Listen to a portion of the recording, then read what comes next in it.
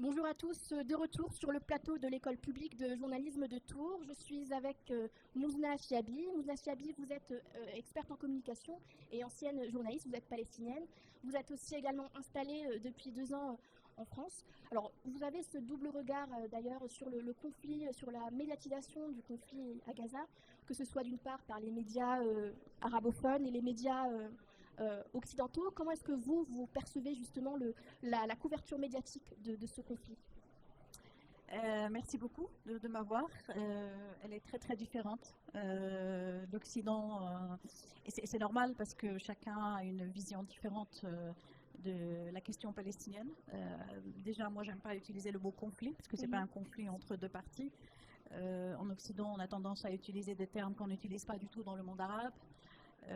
Et elle est vraiment elle était très difficile pour moi justement au début de la guerre de Gaza parce qu'on ne donnait aucun contexte, alors que les médias arabes en général, pas tous bien sûr, mais en général, on connaissait le contexte des Palestiniens, l'histoire palestinienne qui n'a pas commencé le 7 octobre, qui a commencé en 1948 lorsque les Palestiniens étaient virés de chez eux. Et ça, c'est une histoire qu'en France, on a tendance à oublier, malheureusement.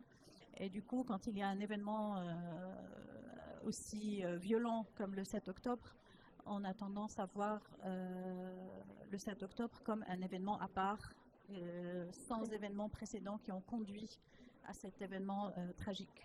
Et justement, en tant qu'ancienne journaliste, est-ce que vous collaborez toujours avec les journalistes sur place? Est-ce que vous êtes toujours en contact avec eux? Oui, oui, même, je veux dire, c'est des journalistes palestiniens comme moi, donc ils sont déjà, ils font partie de la population palestinienne, et qui, bien sûr, c'est très difficile pour eux de faire leur reportage à partir de Gaza. Beaucoup ont été tués par Israël, même sans faire leur reportage en dormant avec leur famille, ils ont été bombardés. C'est très dur parce qu'en fait, ils sont en même temps en train de gérer les problématiques de cette guerre. Ils ne trouvent pas d'eau comme tout le monde, donc ils sont là-bas sur place et en même temps, ils n'ont pas de collègues qui peuvent rentrer, étrangers. Et d'habitude, dans des guerres pareilles, les journalistes, ils ont besoin de repos de temps en temps et de pouvoir voilà, gérer leur famille et leurs histoires. Et avoir d'autres collègues qui viennent de l'étranger pour les aider hors Gaza.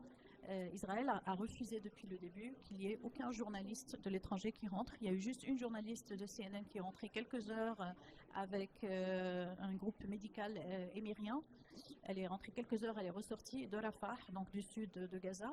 Mais c'est clair que les journalistes palestiniens ont beaucoup de mal à pouvoir reporter et je voudrais les saluer à partir d'ici pour tout cet effort qu'ils ont fait parce qu'ils continuent à le faire parce que c'est vraiment des conditions très très difficiles dans lesquelles ils sont. Je vous remercie encore une fois d'avoir répondu à nos questions. L'actualité des assises continue sur notre site internet.